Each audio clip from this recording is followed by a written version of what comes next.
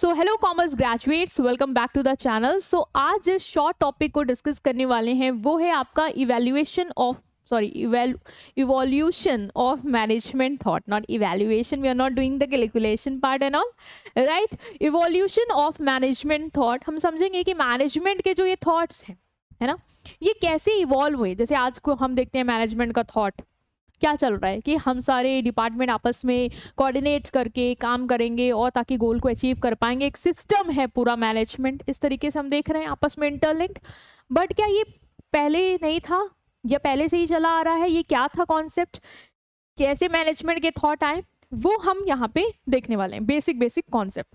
Students, आप contents को तो ग्रो थ्रू कर रहे हो जो हम यहाँ पे कवर कर रहे हैं, इसकी पीडीएफ आपको फ्री में मिल जाएगी। बट अगर आपको एक जगह सारे नोट्स चाहिए शॉर्ट फॉर्म में, कंसाइज इजी लैंग्वेज में, प्लस उसके साथ आपको याद करने की मेमोरी ट्रिक्स चाहिए, प्लस आपके कॉलेज में प्रीवियस ईयर में क्या क्वेश्चन पूछे गए ये भी चाहिए, और लास्ट डे क्या रिवाइज करके जाना है समरी टेबल के साथ, एग्जामिनर पैटर्न के साथ, तो हम आपके लिए ये सॉल्यूशन लेके आए हैं अपने नोट्स के थ्रू। ठीक है, exact PYQ pattern, memory tricks, last day revision, examiner pattern, table form में जो भी डिफरेंस है, और कंसाइज और कंप्लीट डिटेल नोट्स मिलने वाले हैं। तो इन प्रीमियम नोट्स को आप ले सकते हैं, लिंक डिस्क्रिप्शन में आपको वेबसाइट का मिल जाएगा। सो प्लीज इसको जरूर ग्रो तो करें, ये आपकी लाइफ चेंज करने वाला है। ठीक है, तो स्टार्ट कर रहे हैं सबसे पहले कि मैनेजमेंट थॉट कैसे इवॉल्व हुए। जैसे हम इवॉल्व हुए ना, वैसे मैनेजमेंट थॉट भी इवॉल्व हुए। मैनेजमेंट थॉट बहुत ही टाइम से इवॉल्व होते आए हैं, मतलब कॉन्सेप्ट जो है चीज़ों को मैनेज करने के रिगार्डिंग वो हमेशा से बदला है। पहले लोगों का मानना था कि मैनेजमेंट अलग तरीके से होना चाहिए, फिर धीरे धीरे उनकी सोच बदली और उन्होंने बोला नहीं, मैनेजमेंट इस तरीके से होना चाहिए। वही हम यहाँ पे देखने वाले हैं। तो ब्रॉडली आपके पास 4 मेजर अप्रोच हैं जिन्होंने मैनेजमेंट किस तरीके से होना है इस तरीके से धीरे धीरे इवॉल्व किया है। सबसे पहले है आपकी क्लासिकल, फिर न्यू क्लासिकल, फिर कंटिजेंसी, और देन इज सिस्टम अप्रोच। सबसे पहले classical approach I. Classical approach में ही आप ना हेनरी फ्यूल, टेलर, इन सबको पढ़ते हो। क्लासिकल अप्रोच क्या थी मैनेजमेंट की? ट्रेडिशनल क्लासिकल अप्रोच ही है। ये फोकस करती है बेसिकली स्ट्रक्चर पे, एफिशिएंसी पे और फॉर्मल रूल्स एंड रेगुलेशन पे। तुमने देखा भी होगा हेनरी फ्यूल ने भी जब बात करी ना, तो डिसिप्लिन की बात करी, तो आप लेवल को कैसे ऑर्डर देना है, unity of order, unity of command, division of work, इन सारी चीज़ों की ही बात करी। इसके अलावा अगर टेलर को भी देखो तो उसने scientific management, time study, motion study, worker एकदम सटीक काम करें बिल्कुल बिना लॉस के, ठीक है, बिना रिसोर्स को वेस्टेज करे, एफिशिएंट प्रोडक्शन होना चाहिए, इन्होंने भी ऐसी ही बातें करी।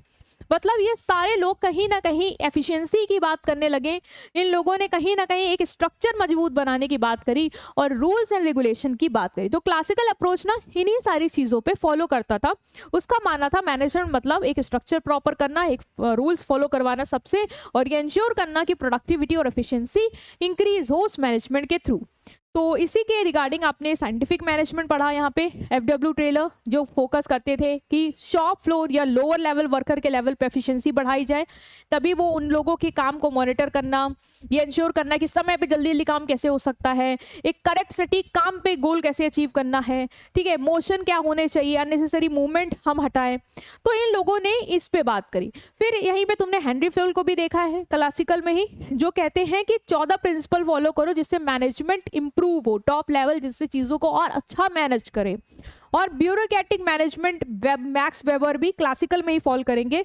इन्होंने भी rules, regulation, structure, impersonal relation कि एम्प्लॉयज के साथ कुछ ज़्यादा पर्सनल रिलेशन नहीं होने चाहिए, फॉर्मल रूल्स एंड रेगुलेशन के दायरे पे ही काम करवाना है उनसे। तो ये बात करती थी मेरी क्लासिकल अप्रोच। कमी इसमें ये थी यार कि इन्होंने ना बस सिस्टम पे बात करी, system in the sense structure पे बात करी, एफिशिएंसी पे बात करी, वर्कर्स की प्रोडक्टिविटी बढ़ाने की बात करी।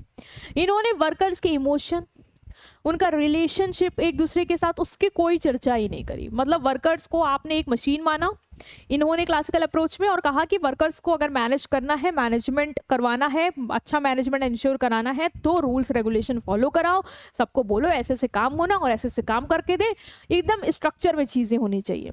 तो मतलब इन लोगों ने एक मशीन की तरह एम्प्लॉय को मानना शुरू कर दिया। ठीक है, उनके वेलफेयर के बारे में नहीं सोचा। या मैनेज करने के लिए आपको वेलफेयर के बारे में सोचना पड़ेगा। एम्प्लॉय खुश नहीं होगा तो वो अच्छा देगा ही नहीं आपको बेस्ट, है ना। जबरदस्ती कितना आप करा लोगे फ्रस्ट्रेशन में किसी से।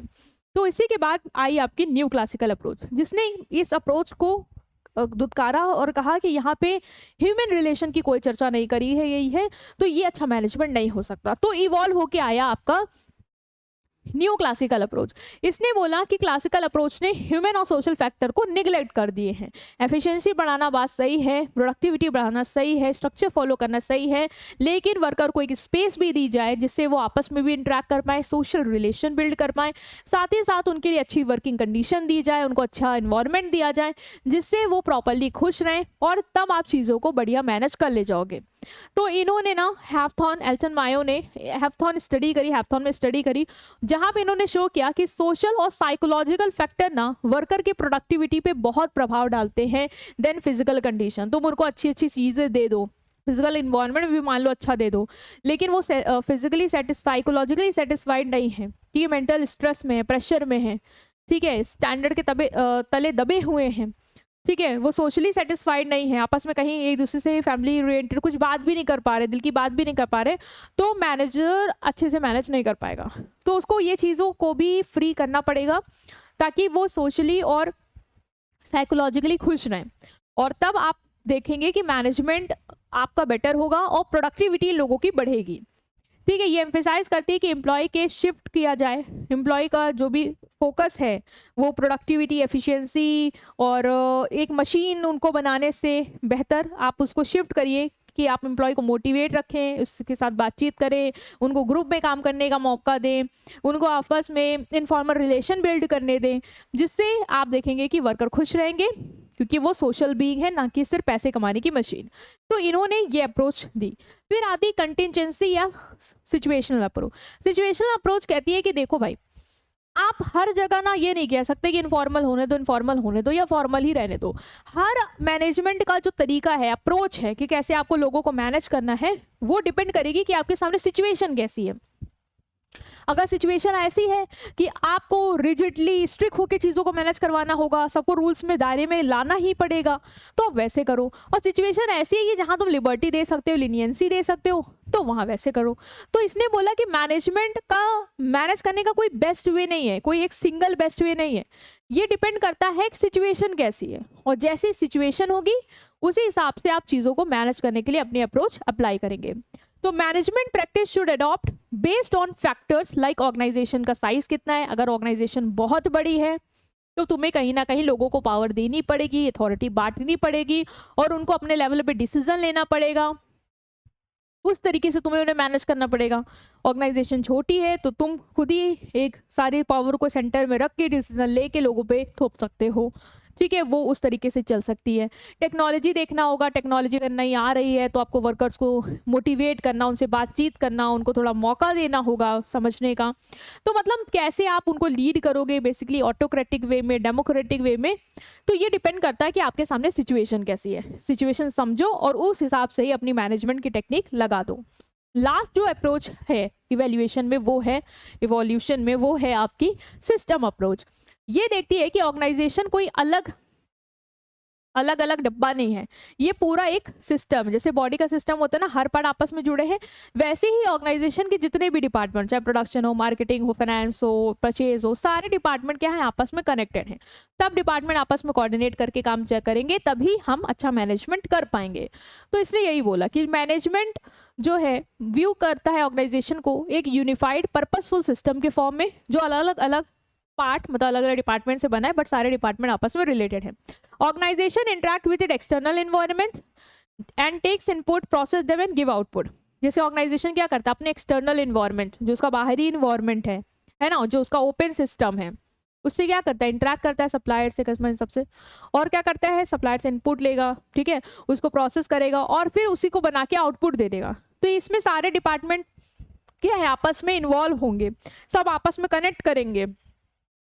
परचेज डिपार्टमेंट बाहर से सामान खरीद के लाया, रॉ मटेरियल प्रोडक्शन को दिया, प्रोडक्शन ने प्रोसेस किया, सेल्स ने उसको बाहर आउटपुट बना के बेचा, तो ये आपस में एज अ सिस्टम वर्क कर रहे हैं, आपस में एज अ सिस्टम मैनेज होना चाहिए, ठीक है। ये एम्फेसिस करता है कि सारे डिपार्टमेंट आपस में कोऑर्डिनेट करें, क्योंकि सब मिलके एक ही हैं, और तभी ऑर्गेनाइजेशन के गोल अचीव हो पाएंगे। तो मैनेजमेंट मतलब सारे डिपार्टमेंट में आपस में कोऑर्डिनेशन बैठाना, और जब आपस में कोऑर्डिनेशन होगा तो एक सिस्टम अच्छे से चलेगा और हमारा मैनेजमेंट अच्छा होगा और गोल अचीव हो पाएंगे। तो इसने बोला मैनेजमेंट मतलब एक सिस्टम। तो इस तरीके से ना मैनेजमेंट का concept time to time evolve हुआ। पहले मशीन्स की तरह ही एम्प्लॉयज़ को देखा जाता था और उसी तरीके से मैनेज करा जाता था। फिर ह्यूमन रिलेशन का फैक्टर जोड़ा गया, फिर बोला गया कि सिचुएशन देखी जाएगी, उस हिसाब से हम देखेंगे हमें क्या करना है, और देन आया आपका सिस्टम अप्रोच। तो ये था तुम्हारा इवोल्यूशन ऑफ मैनेजमेंट थॉट जो हमने यहाँ पे देखा। तो आई होप आप समझ पाए। मिलेंगे नेक्स्ट वीडियो में नेक्स्ट शॉर्ट टॉपिक के साथ। Till then take care, good bye.